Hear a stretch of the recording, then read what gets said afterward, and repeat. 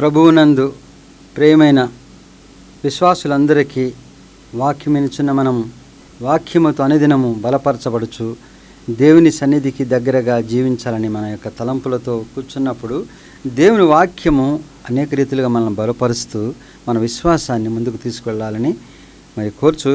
ఈరోజు ధ్యానాంశముగా సామెతల గ్రంథము 30వ అధ్యాయములో కొన్ని వచనాలు మనం చూద్దాం. 30వ అధ్యాయం మనం చూస్తే యాకే కుమారుడైన ఆగురు పలికిన మాటలు. 7వ వచనం మనం చూస్తే, దేవా, నేను నీతో 2 మనవులు చేసుకొనుచున్నాను. నేను చనిపోక ముందు వాటిని నాకు అనుగ్రహింపుము. వ్యర్థమైన వాటిని అబద్ధములను నాకు దూరముగా ఉంచుము. పేదరికమునైనను ఐశ్వర్యమునైనను నాకు దయచేయకము. తగినంత ఆహారము నాకు అనుగ్రహింపుము. ఎక్కువైన ఎడల నేను కడుపు నిండిన వాడనై నిన్ను విసర్జించి యెహోవా ఎవడని అందునేమో, లేక బీదనై దొంగిలి నా దేవుని నామమును దూషించునేమో. ఆగూరు పలికిన మాటల్లో, మనుష్యులలో నా వంటి పశుప్రాయుడు లేడు. నేను జ్ఞానాభ్యాసం చేసుకోలేదు, పరిశుద్ధ దేవుని గూర్చిన జ్ఞానం కూడా లేదు. పశుప్రాయుడు వంటి వాడను అంటే యోచన జ్ఞానం లేని వాడను, దేవుని జ్ఞానం లేదు, పరిశుద్ధ జ్ఞానం లేదు. ఆయనను మరి ఆయన పలికే మాటలు ఏమన్నాయి? ఆకాశమునకు ఎక్కినను దిగొచ్చిన వాడు ఎవడున్నాడు అంటే, చనిపోయి మరణించిన తర్వాత తిరిగి వచ్చి ఇట్లా ఉందని చెప్పగలిగిన వాడు ఎవడన్నా ఉన్నాడా? ఆయనకి జ్ఞానం లేదని చెప్తున్నాడు, పశుప్రాణి అంటున్నాడు. కానీ దేవుని జ్ఞానము ఎంతగా తెలిసిందంటే, మరి ఈ గాలిని చేత్తో పట్టుకోలేము, నీటిని బట్టలో అదుపు చేయలేము, దిక్కులన్నీ కూడా నిర్మించలేము, చేయలేము. అసలు మనిషి ఈ లోకంలో నుంచి వెళ్ళిపోయిన తర్వాత తిరిగి రాగలిగిన వాడు లేడు. ఇంతటి అల్పమైన మానవుని గురించి దేవుడు ఏమని యోచించి తన స్వరూపంలో నిర్మించాడు? తనతో పాటు సదాకాలం ఉండాలని దేవుడు తన స్వరూపంలో మనిషిని సృజించాడు. దేవుని దగ్గరికి సదాకాలం ఉండాలి, వెళ్ళాలంటే మనము దేవుని విరుద్ధమైన జీవితం జీవించకుండా నీతిమతంతో జీవించినప్పుడు మాత్రం వెళ్ళగలుగుతాం. అయితే అందుకేమంటున్నాడు? నేను చనిపోకముందు 2 కార్యాలు నాకు దయచేయమని దేవుని అడుగుతున్నాడు. మొదటిది, వ్యర్థమైన వాటిని నాకు దూరముగా ఉంచమన్నాడు. చాలా ప్రాముఖ్యమైన విషయము, మనము చాలా అల్పంగా ఆలోచించే విషయము కూడా. అనుదినము మనం అనుకుంటాం, ఎంతో నీతిమత్తంతో జీవించేవారు, దేవుని కట్టుబాట్లలో దేవుని సన్నిధికి సమీపంగా ఉన్న వాళ్ళు ఉంటారు. మరి దేవుని సన్నిధికి దగ్గరగా ఉండాలని ఆశతో ప్రయత్నం చేస్తూ చాలా విషయాల నుంచి మరి వారి యొక్క మార్గాన్ని మరల్చుకొని మార్పు చెంది మరి దేవుని వాక్యం వినటము, దేవుని పరిచర్యలో కానీ దేవుని సన్నిధికి దగ్గరగా జీవించే వాళ్ళు ఉంటారు. వీళ్ళు చాలా విషయాల్లో మరి నియమ నిబంధనలు పాటిస్తూ ఎప్పటికప్పుడు దేవుని విరుద్ధమైన కార్యాలు చేయరు.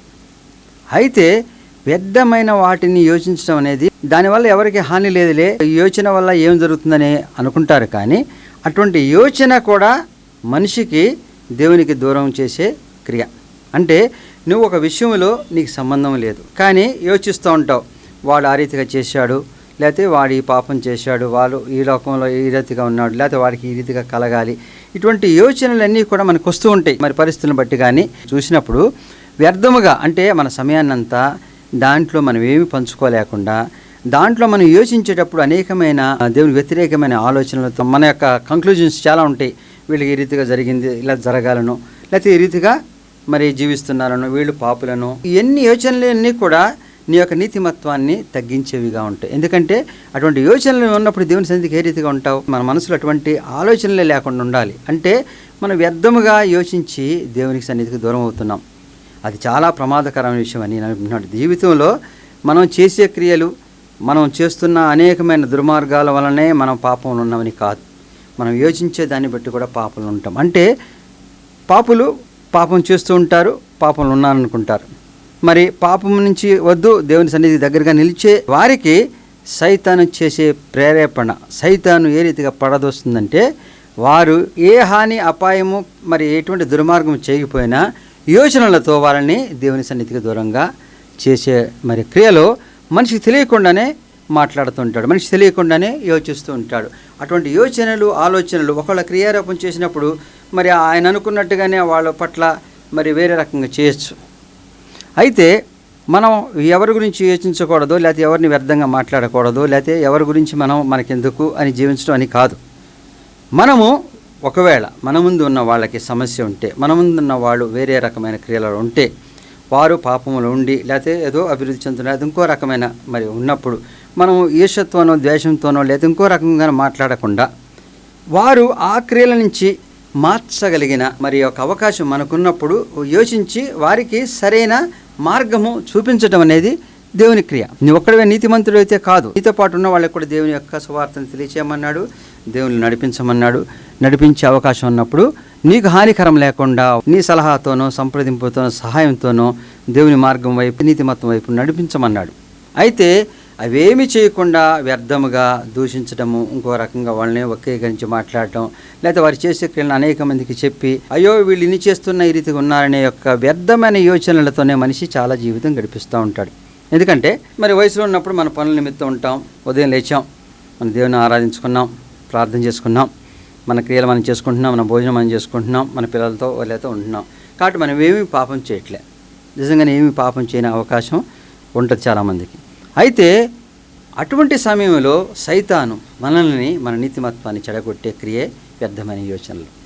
అంటే మేము ఎవరితో ఏం చేయట్లేదు కాబట్టి మేము నీతిమంతులమే దేవుని సన్నిధికి వెళతాం అనుకుంటే కాదు, నీ యోచనలు కూడా దేవునికి వ్యతిరేకంగా ఉన్నప్పుడు నీవు దేవుని సన్నిధికి దూరంగా వెళ్ళిపోయే పరిస్థితులు సైతాను ఆ రీతిగా దేవుని బిడ్డలను అనేకమైన శోధిస్తూ అనేకమైన మార్గాల ద్వారా దేవుని దగ్గరికి రాకుండా చేసే క్రియలు వ్యర్థమైన వాటి. కాబట్టి ఏదైనా మనం యోచించినా, ఏదైనా సలహా చెప్పాలని, ఏదైనా ఒక క్రియ గురించి లేకపోతే ఇంకొకరి గురించి ఇంకొక విషయం గురించి చేసినప్పుడు మనకి దాంట్లో ఎంతవరకు మనము పాత్ర ఉంది, లేకపోతే మనకు అవసరం ఎంతవరకు ఉంది, దాని నుంచి మనము వారికి ఏమని మరి మంచి మార్గంలో చెప్పగలమన్నప్పుడు మాత్రమే యోచించాలి. కానీ మన సమయాన్నంతా వెచ్చించి వారిని విమర్శిస్తూ లేకపోతే ఆ విషయాల గురించి మనం తర్కిస్తూ మనం చూస్తున్న ఎగ్జిట్ పోల్స్ అని ఒక నెల రోజుల నుంచి చెప్తున్నాడు, ఆఖరికి వచ్చే రిజల్ట్ రానే వచ్చింది, దాంట్లో రకరకాలుగా మనం విన్నాం, ఏమైనా ప్రయోజనం ఉందా?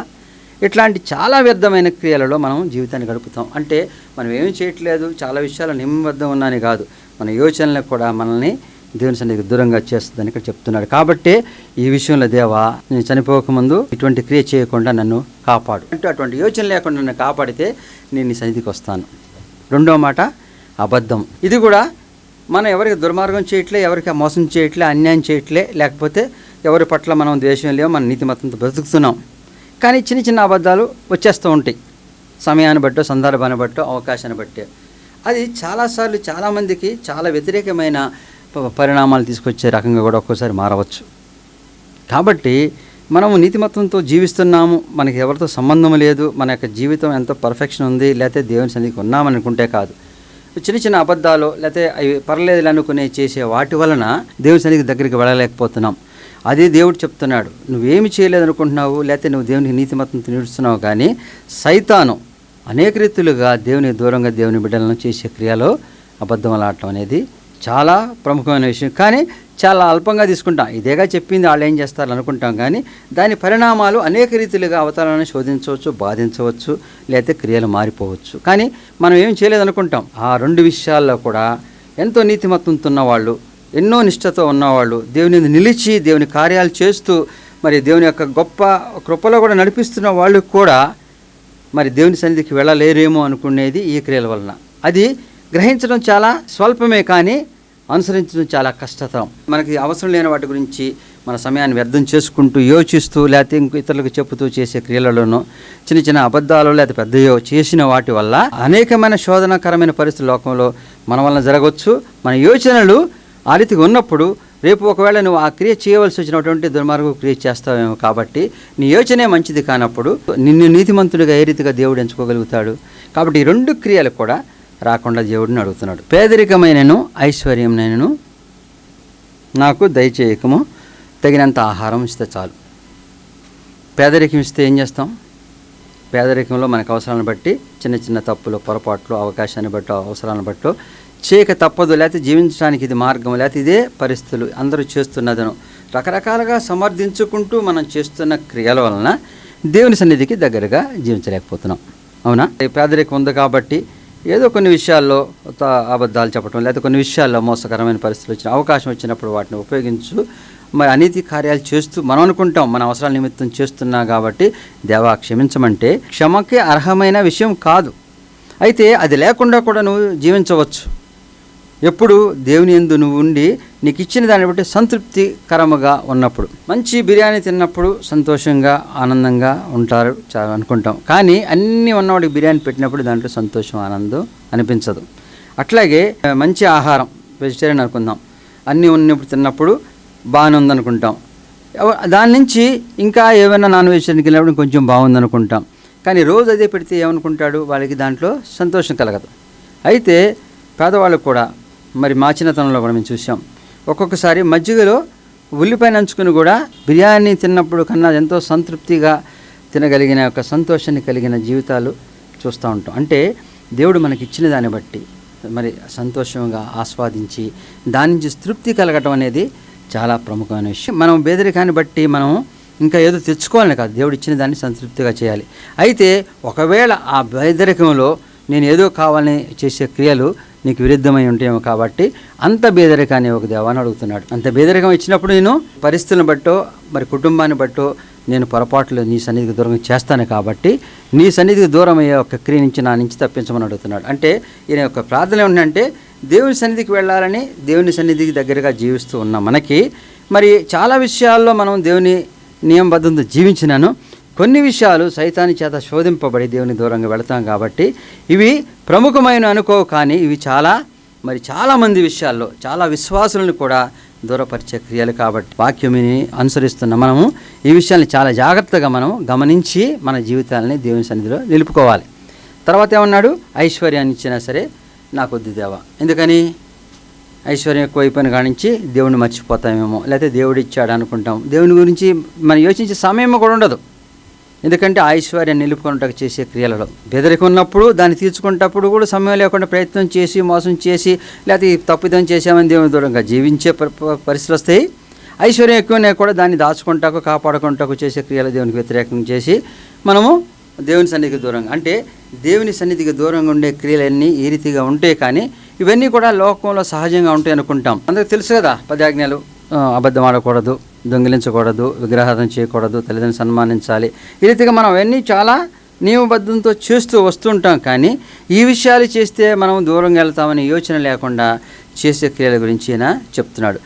దేవా, నేను చనిపోకముందు క్రియలు నాకు రాకుండా వచ్చాయి, అప్పుడు నేను నీ సన్నిధికి రాగలుగుతాను. ఎందుకంటే నేను ఎంత నియమబద్ధంగా నడిచినానో ఈ క్రియల వలన నాకు తెలియకుండా నేను పాపం చేసి నీకు దూరంగా జీవిస్తాను. ప్రసంగి గ్రంథము 5వ అధ్యాయము 13వ వచనంలో మనం చూస్తే, సూర్యుని కింద మనస్సునకు ఆయాసకరమైనదొకటి జరుగుట నేను చూచితిని, అదేదనగా ఆస్తి గలవాడు తన ఆస్తిని దాచిపెట్టుకొని తనకు నాశనము తెప్పించుకొనును. అయితే ఆ ఆస్తి దురదృష్టం వలన నశించిపోవును. అతడు పుత్రులు గలవాడైనను అతని చేతిలో ఏమీ లేకపోవును. వాడు ఏ ప్రకారముగా తల్లి గర్భము నుండి వచ్చెనో ఆ ప్రకారముగానే తాను వచ్చినట్లే దిగంబరిగానే మరలా పోవును. తాను ప్రయాసపడి చేసుకునే దానిలో ఏదైనాను చేత పట్టుకొని పోడు. తల్లి గర్భం నుంచి వచ్చినప్పుడు ఏ రీతిగా వస్తాడో చనిపోయేటప్పుడు ఆ రీతిగానే చనిపోయి వెళ్ళవలసి వస్తుంది. కాబట్టి తక్కిన కాలమంతట్లో నువ్వు ప్రయాసపడి ఏది కూడా అనుభవిస్తావనే లేదు. అందుకనే తగినంత మాత్రమే ఐశ్వర్యం అన్నాడు.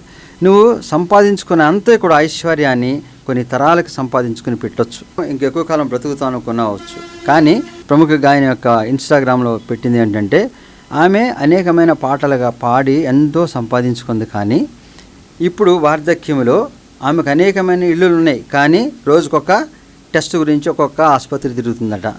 మరి అనేకమైన భవంతులు గదులు ఉన్నాయి, కానీ హాస్పిటల్లో ఆ బెడ్ పైన ఐసీ రూమ్లో మరి ఎవరు కనిపించే స్థితిలో ఉంది. ఎంతోమందినికో ఆశ్రయం ఇచ్చింది, కానీ ఎవరో వచ్చి చూసే స్థితిలో లేదు. ఆమె ఆహారం తీసుకుంటా కూడా ఆహారం తీసుకోగలదా? లేదు. ట్యాబ్లెట్లు, మందులు, లిక్విడ్స్ ఏదో. తనకున్న ఆస్తి అంతే లెక్కించలేని స్థితిలో ఉంది. మరి ఇటువంటి విషయాన్ని చూసినప్పుడు మనము జీవితంలో ఎన్నో పొందాలనుకున్నాం, ఎన్నో రకాల ప్రికాషన్స్ తీసుకుని మరి సంపదను కూర్చుకొని అనుభవిస్తూ అనుకున్నాం. కానీ నీ యవ్వన కాలమందు నీ యొక్క స్థితులన్నింటిలో బాగున్నప్పుడు నీ భార్యతో కలిసి నీ బిడ్డలతో కలిసి పంచుకున్నది నీ యొక్క జీవితంలో ధన్యమైన జీవితం. ఆ తర్వాత నువ్వు ఆ సంపద అంతా కూడా నువ్వు వాడుకుంటావా, నువ్వు ఖర్చు చేస్తావా, లేకపోతే నీ బిడ్డలు ఖర్చు చేస్తారా, ఎవరు చేస్తారనుకుని నువ్వు ఎంత యోచించినానో అది వారికి కూడా దక్కొచ్చు, దక్కకపోవచ్చు. ఎందుకంటే మరి మా దగ్గర ఒక షాప్లో వ్యాపారస్తులు ఉండేవాళ్ళు. వాళ్ళు ఎప్పుడు చూసినా చాలా ఆహారం మితంగా తినటం, అన్ని విషయాలు మితంగా ఉండటం, లైఫ్ స్టైల్ కూడా చాలా సింపుల్గానే ఉంటుంది. ఎప్పుడు కూడా డబ్బులకి ఏం కొరత ఉండదు. ఒకసారి అడిగాం, ఏంటి మరి బిజినెస్ డల్గా ఉందంటే, డల్గా ఉన్నా బాగున్నా వాళ్ళు ఏమీ యోచించరు. ఎందుకంటే వారికి వారసత్వం నుంచి కొంత బంగారం, వెండి వాళ్ళ తాతల నుంచి వస్తుందట. అది వాడు అట్లా ఉంచుకోవాలట. ఉంచుకుని దాని నుంచి ఎప్పుడైనా వ్యాపారం చేసి మళ్ళీ తిరిగి దాన్ని ఆ రీతిగానే కూర్చాలి. వీరు చనిపోయే లోపల దాన్ని హెచ్చు చేయాలి తప్ప దాన్ని తగ్గించకూడదు. అది వాళ్ళకున్న నియమం. దాన్ని ఎప్పుడన్నా కొంచెం ఉపయోగించుకున్నా దాన్ని ఆ రీతిగా నుంచి వాళ్ళ తర్వాత తరానికి వెళ్తారు. వాళ్ళు పెళ్ళిళ్ళు 7 వారాలు నగలు పెట్టుకుంటారు, తర్వాత తీసుకెళ్ళి దాచేస్తారు. ఆ తర్వాత ఆ తరంలో ఎప్పుడు మళ్ళీ అటువంటి సమయం వచ్చినప్పుడు వాడతారు, తర్వాత తరానికి వెళ్తాయి. అవి ఎప్పుడో ఎవరికి తెలియదు. అట్లా తరతరాలుగా వస్తున్నాయి ఉన్నాయి. అంటే ఆ తరంలో చూస్తారు అంతవరకే, కానీ దాన్ని అనుభవించగానే పరిస్థితి ఉండదు. తర్వాత తరానికి వేయటం, దానివల్ల ఏమొస్తుంది వీళ్ళకి? అది అనుభవించలేని ఎంతున్నను దేవుడిచ్చిన ఒక ఆయుష్ మాత్రము కొంతకాలం. ఆయుష్లో నువ్వు అనుభవించగలిగిందే నీకు ధన్యకరమైంది. అనుభవించలేకుండా అది నువ్వు కాపాడి ఇతరులకు ఇచ్చినప్పుడు, లేకపోతే నీ తర్వాత తరంకి ఇచ్చినప్పుడు నువ్వు దాంట్లో ఏం పొందావు? ఎందుకంటే మేము ఒక వివాహ విషయంలో, ఒక మ్యాచ్ విషయంలో మాట్లాడుతుంటారు కదా, వెళ్ళినప్పుడు వాళ్ళు అమ్మాయికి ఏమి ఇస్తారు, అబ్బాయికి ఏమి ఇస్తారు విషయంలో, అమ్మాయికి ఏదో ఇది ఇస్తామండి, మాకు 2 అమ్మాయిలు ఉన్నారు, మాకున్న నగలన్నీ కూడా మా 2 అమ్మాయిలకి తదనంతరం ఇస్తామన్నారు. వాళ్ళకి చాలా నగలు ఉన్నాయి కాబట్టి అమ్మాయికి చాలా నగలు వస్తాయి, బాగానే మంచిగా ఉంటుంది అనుకున్నారు. సరే, అయిపోయింది. వాళ్ళకి వివాహం అయిపోయింది. వీళ్ళు పిల్లలు పుట్టారు, వీళ్ళు పెద్దవాళ్ళు అయ్యారు, వీళ్ళకి వివాహం కూడా చేశారు. కానీ ఆ అమ్మాయి యొక్క తల్లి ఇంకా జీవించే ఉంది. ఆమె మరణించిన తర్వాత కానీ వీళ్ళకి అవి వస్తాయి. ఇప్పుడు ఈమెకి కూతురికి కూడా ఈమె వివాహం చేసి ఇవ్వాల్సింది ఇచ్చేసింది. ఆమె మరణించిన తర్వాత ఆమె నగలు ఏమి పెట్టుకుంటుందా, ఈమె కూతురు పెట్టుకుంటుందా, ఎవరికి వస్తుంది, ఎవరికి ఆ స్వాస్థ్యం పొందుతారనేది ఎవరు యోచించలేరు. కాబట్టి మనం జీవించినంత కాలము మనకి ఏది లభ్యమవుతుందో, ఏది మనం అనుభవించగలిగామో అదే దేవుని యొక్క దీవెన, అదే గొప్ప విషయం. కానీ మనము దాన్ని ఈ తరం నుంచి ఆ తరాన్ని మోసుకు వెళుతూ వారధిలాగా ఉంటే ఏమి ప్రయోజనం?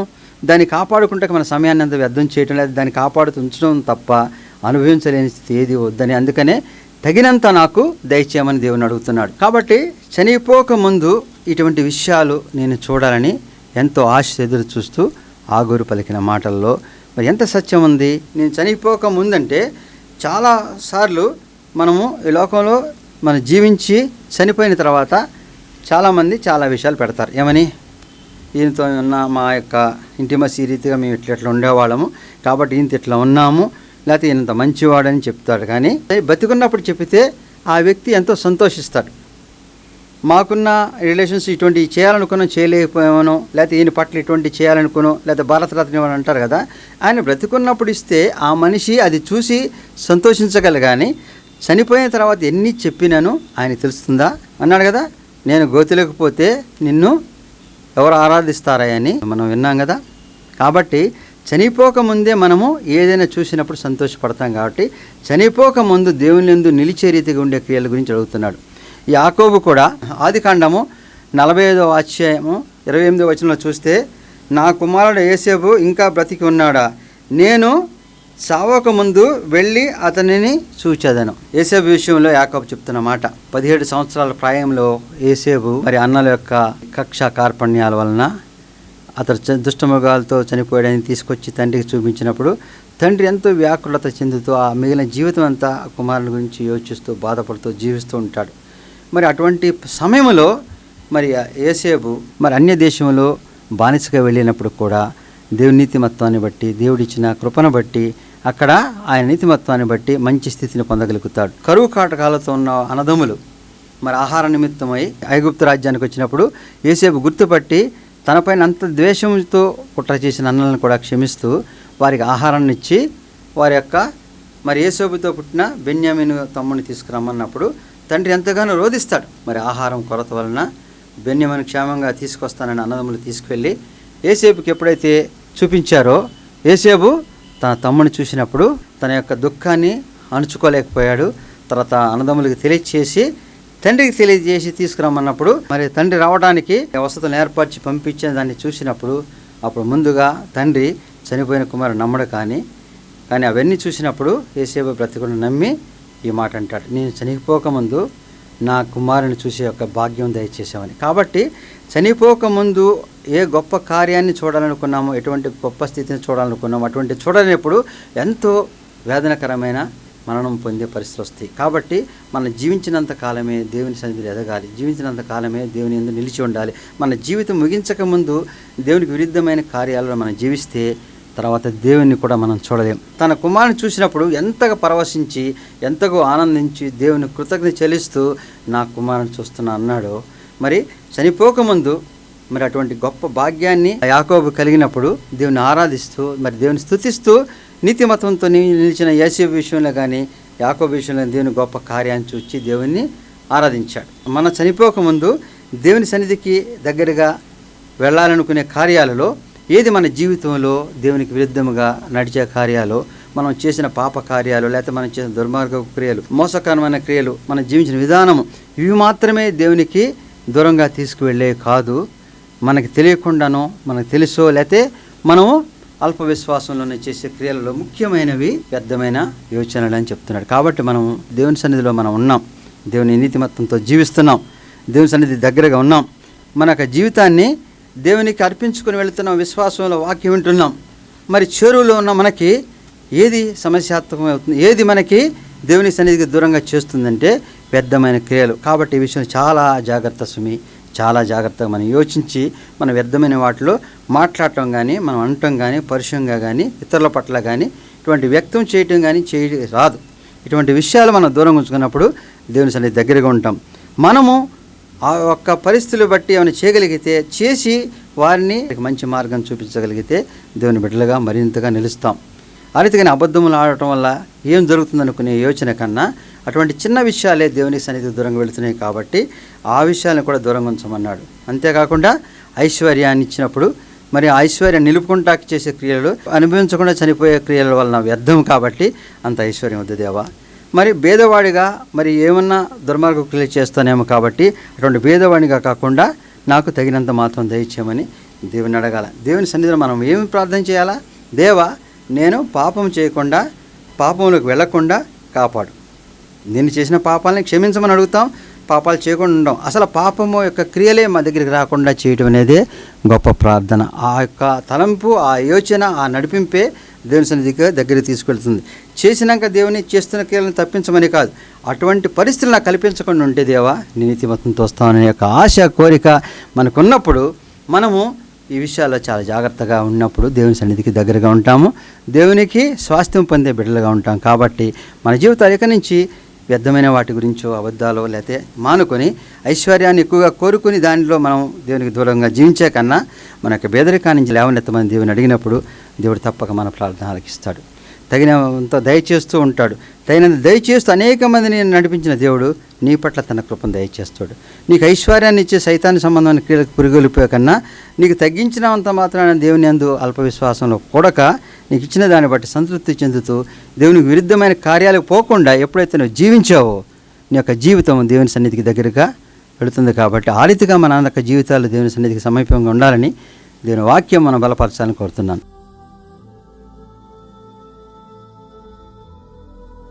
సర్వశక్తి మిక్కిలి కనికరం గల తండ్రి, మహోన్నతుడైన యేసయ్య రక్షక వందనాలు తండ్రి. నీ అత్యధికమైన కృపతో కాపాడే సజీవులకు ఉంచిన దేవా, నీ అందు విశ్వాసం ఇచ్చి మేము నిలుస్తున్నాము చేస్తున్నాము అనుకుంటున్నాము. కానీ అనేక విషయాలు నీ సన్నిధికి దూరంగా నిలిచే విషయాలు ఈ రోజు మా వాక్యంలో సెలవిచ్చావు తండ్రి. అనేకుల పట్ల మేము ఇతరమైన వాక్యాలు చేయటం మా యొక్క జీవితంలో, మా యొక్క యోచనలో, మా యొక్క మనసును వేరే రీతిగా మరి నడిపిస్తుందేమో తండ్రి. కాబట్టి నీ నీతిమత్వానికి వ్యతిరేకమైన క్రియలలో, యోచనలో లేకుండా మమ్మల్ని క్రమబద్ధం చేయం. అబద్ధములు ఆడటం కానీ మరి అటువంటి విషయాల్లో మేము దూరంగా ఉండటం ఎంతో శ్రేయస్కరం. కాబట్టి మా యొక్క నీతిమత్వానికి ఆటంకమైన క్రియల నుంచి తొలగించం. మేము చనిపోకముందు మరి ఏ సమయంలో నన్ను మా రీతిగా ఉన్న క్రియల నుంచి తప్పించి నీ బిడ్డలుగా మమ్మల్ని నడిపించమని, నీ బిడ్డలుగా ముందుకు తీసుకువెళ్ళమని, నడిపించమని క్రీస్తు వారి పేరిట వేడుకుంటున్నాం తండ్రి. ఆమెన్.